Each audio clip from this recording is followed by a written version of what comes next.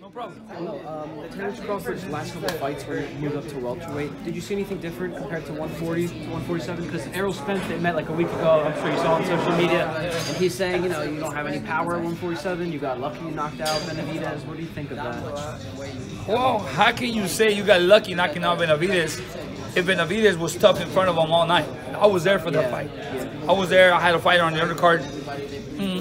Obviously, you know, if you know boxing, Terence Crawford's barely testing his waters in a new division. He's gonna mature. He's gonna mature. Obviously, at 140, he dominated. Okay, now he's testing new waters now. Okay, maybe what he's got a couple of fights in the welterweight division, 2 fights. He's getting experience. He's maturing. His body's getting stronger. It's just a matter of time. I mean, don't underestimate the guy. I mean, that guy can improvise with such talent. I mean, to me, Terence Crawford is an all-around fighter. I mean, he breaks you psychologically first before he breaks you physically. I've had him in camp for two times. He helped me with Bradley when he had like 6 fights. And since I saw that kid in my gym, he was with me for 2 months, one camp, and then for another 2 months, I knew that kid had a lot of talent.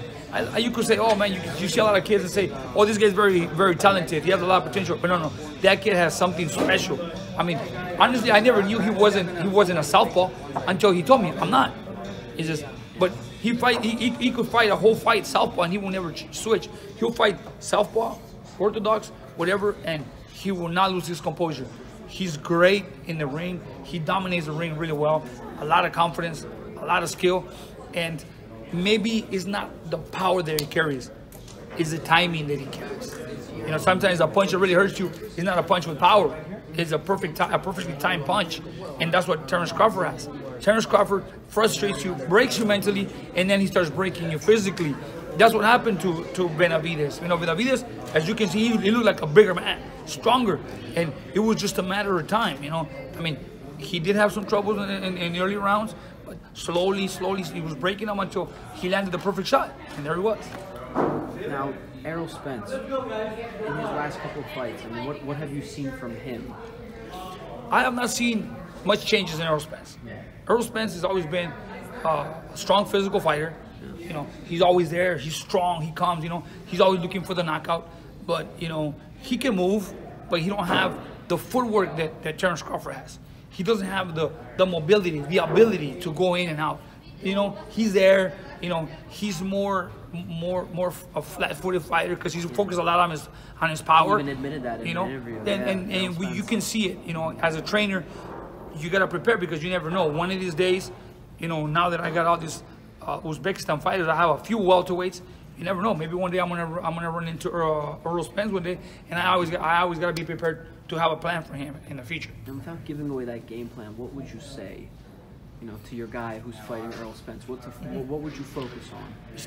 Be smart, and try to not let him land you know, his power shots. You know, always keep him busy and keep moving your feet. You know, hit and move, and always stay low. You know, and those are little things that you practice in the gym constantly, so that you can program a fighter, so that when you go in the ring, you already got your fighter programmed to do what you expect them to do.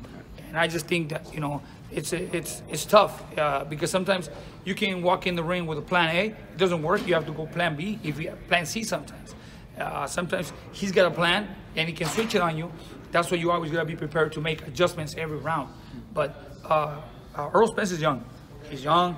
He's in his prime right now. He's strong, and he has beat a lot of good fighters since he beat Kell Brook. Obviously, you know, Kell Brook was a 140-pounder, but you know, a young fighter like Errol Spence traveling to UK and beating him the way he did. I mean, he got some respect, and he deserves it. He worked hard for it.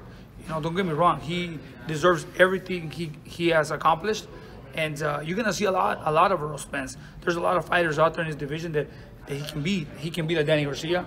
I think he can beat a Danny Garcia because Danny Garcia, he's made for him. You know, there's him and Keith Thurman is a great fight. You know, but the fight that I don't see him winning is Terence Crawford.